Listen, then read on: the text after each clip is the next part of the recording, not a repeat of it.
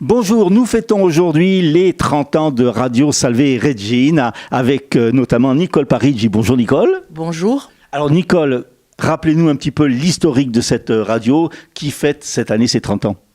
Eh bien, tout part avec les frères capucins de Corse-Sardaigne. Il faut savoir que le couvent jusqu'à présent jusqu'en 1984 était tenu par les frères de la province de Lyon.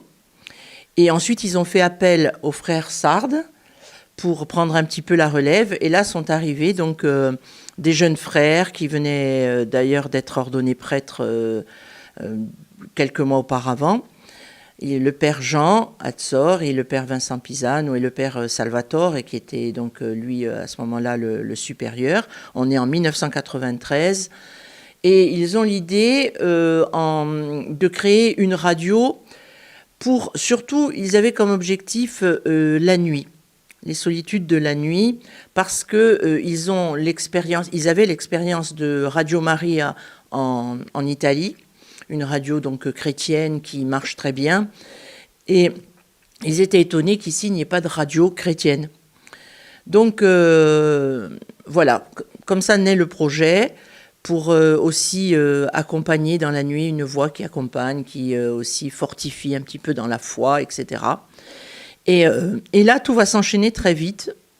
Nous dirions que c'est Dame Providence qui a pourvu à tout ce qu'il fallait, mais c'est vrai qu'il y a eu un concours de bonne volonté. D'abord, les locaux. Les locaux, donc, c'est ici les caves du couvent, et c'est des entrepreneurs bastiais qui ont gracieusement mis tout en œuvre pour réaliser ces studios.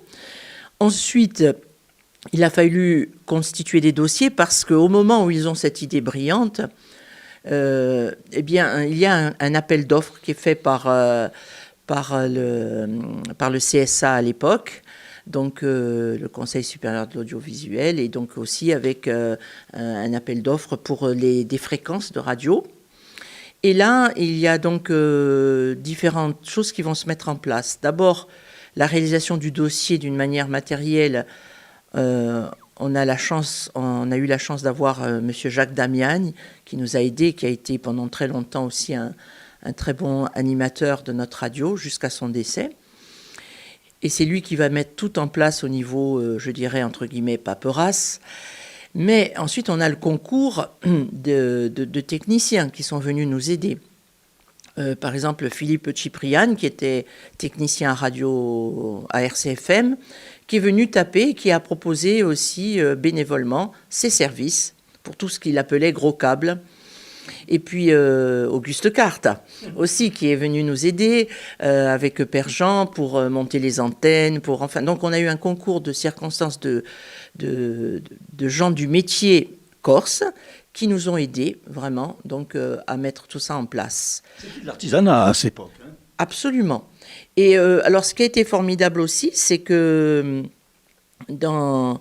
les frères se sont d'abord documentés, sont allés voir un peu, ils ont fait la visite des radios corses déjà, hein, comment ça se passait, comment ça marchait.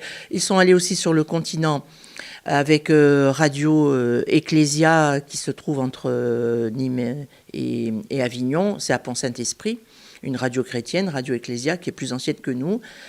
Et là, un contact s'est établi. Je rappelle ça parce que ça a été très important par la suite, parce que du coup, on a pu, avec Radio Ecclesia et d'autres radios du sud de la France, constituer ce qu'on appelle, à l'époque, ce qu'on appelait la COFRAC, et qui aujourd'hui est RCA, c'est-à-dire Radio Chrétienne Associée, une communauté de radios chrétiennes qui propose une banque de programmes, donc qui interchange des émissions, ce qui nous a permis de faire 24 heures sur 24. Donc dès les débuts, on a démarré 24 heures sur 24. Mais c'était très artisanal. Hein. On mettait des cassettes, à ce moment-là, il y avait même des cassettes, etc. On utilisait encore les magnétos à bande hein, pour travailler le son, etc. Bon, rien à voir ensuite. Mais ça a très vite évolué. Il faut dire que c'est vrai, au niveau de la radio, on a très vite évolué. Et donc, le but, c'était surtout une voie chrétienne en Corse, comme on le dit souvent, c'est-à-dire de pouvoir rejoindre les fidèles qui, grâce à notre merveilleuse géographie, des fois on est un peu éparpillé et isolé. Donc le moyen de retrouver les différentes communautés chrétiennes, des personnes qui sont isolées, même les personnes âgées surtout aussi, et puis de pouvoir ensemble vivre notre foi avec les temps de prière qui sont réguliers tous les jours, donc, et on sait que c'est très suivi par beaucoup de personnes, et bien sûr des enseignements, formations, etc.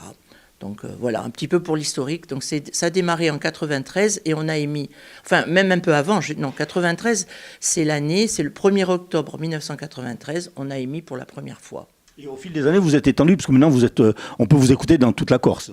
Alors, on peut nous écouter sur FM dans toute la Haute-Corse, parce qu'en Corse du Sud, il y a une autre radio chrétienne qui est RCF Corsica, donc avec lequel, d'ailleurs, nous collaborons aussi.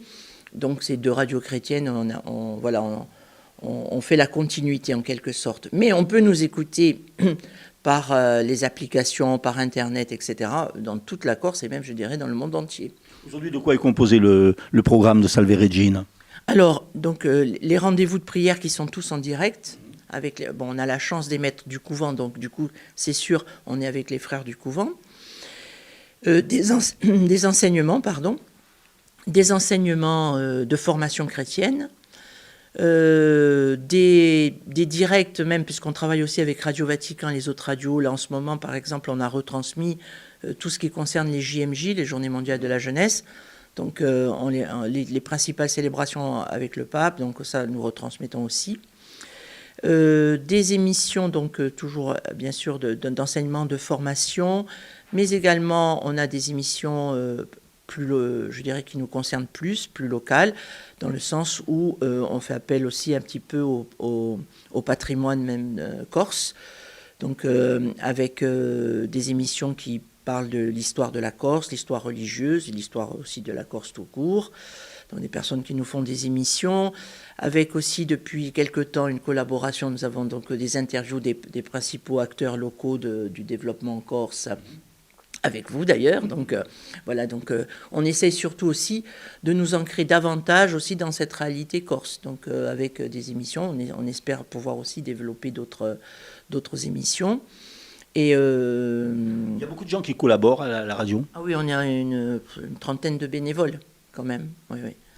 Tout domaine, je veux dire, mais voilà, qui nous aident vraiment pour tout. Et c'est pour ça, je pense, le Père François a dû le dire, mais c'est pour ça aussi que cet anniversaire est surtout pour remercier tous ceux qui nous ont aidés, tous ceux qui nous aident, et pour se réjouir, parce que 30 ans après, c'est quand même un pari fou pour une radio chrétienne, d'être toujours là. Voilà. Alors, Père François Dominique, on a vu un peu l'historique avec Nicole, qui est pratiquement depuis le début de la création de cette radio, il y a donc 30 ans. Aujourd'hui, comment se porte cette radio au niveau de l'auditoire, au niveau de la diffusion? Donc, au niveau de l'auditoire, on a fait un sondage en 2021 qui a révélé donc 3500 auditeurs réguliers. Et pour la FM, pour ceux qui nous écoutent ici en Corse en FM, dans nos fréquences, et 16 000 par semaine. Donc voilà, on était étonnés même de ce chiffre, un bon chiffre encourageant. Et puis, bien sûr, maintenant, on essaie de développer autant que possible par l'Internet et par les nouvelles technologies, le DAB+, aussi maintenant sur la Côte d'Azur, etc. Et donc, voilà, on essaie d'étendre au maximum la voix de Radio Salve Regina en Corse et bien au-delà. Et voilà, donc les retours sont toujours positifs, évidemment. Enfin, on a des bons retours de nos auditeurs qui apprécient la radio pour la paix. Souvent, ça c'est les choses qui reviennent souvent. C'est une radio qui nous met dans la paix, qui nous donne la sérénité. Et voilà, on trouve aussi dans cette radio un soutien. Voilà, donc, et une voix aussi locale. Ça, voilà. On sent que les gens aujourd'hui, ont besoin d'avoir un enracinement local, avoir des informations locales, avoir des émissions aussi qui parlent de leur réalité locale. Donc voilà, ça c'est ce qu'on essaie aussi de développer en ce moment, voilà, grâce aussi à votre collaboration.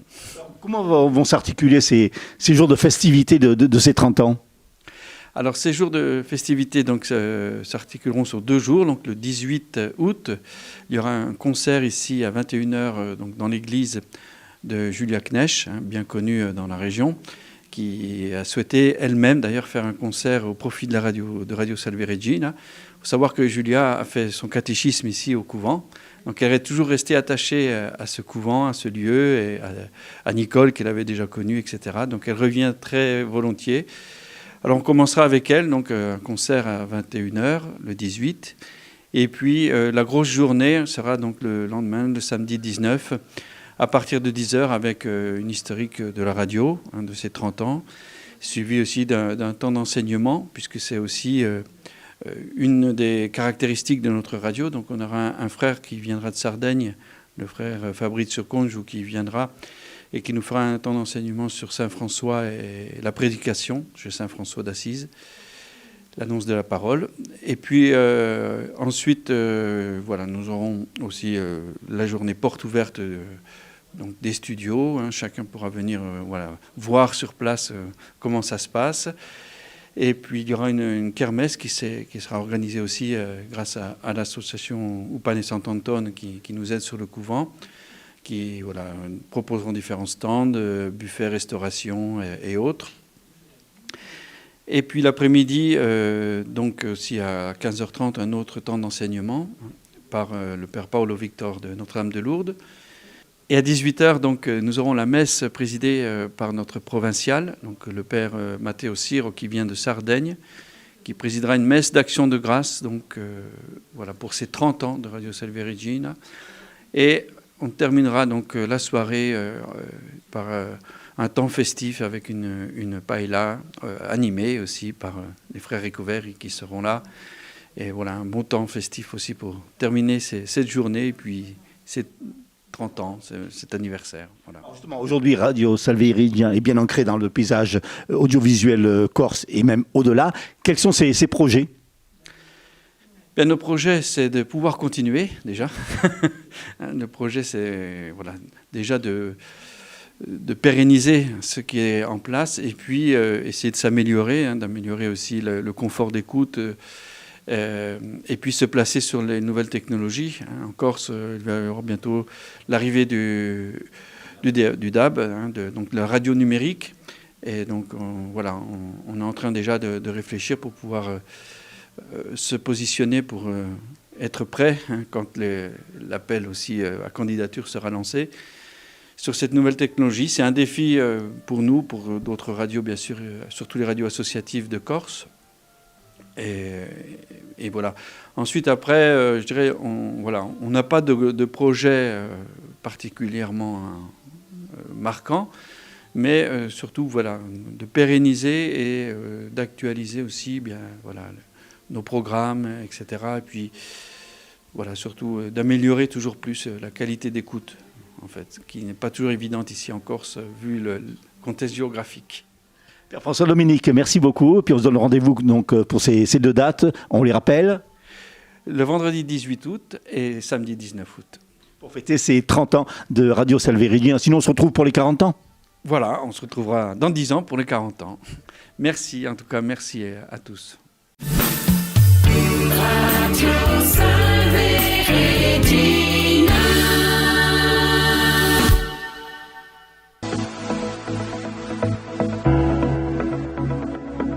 L'invité de la semaine au micro de Philippe Jam. Retrouvez cette émission en vidéo et en podcast sur le site de Radio Corsega International.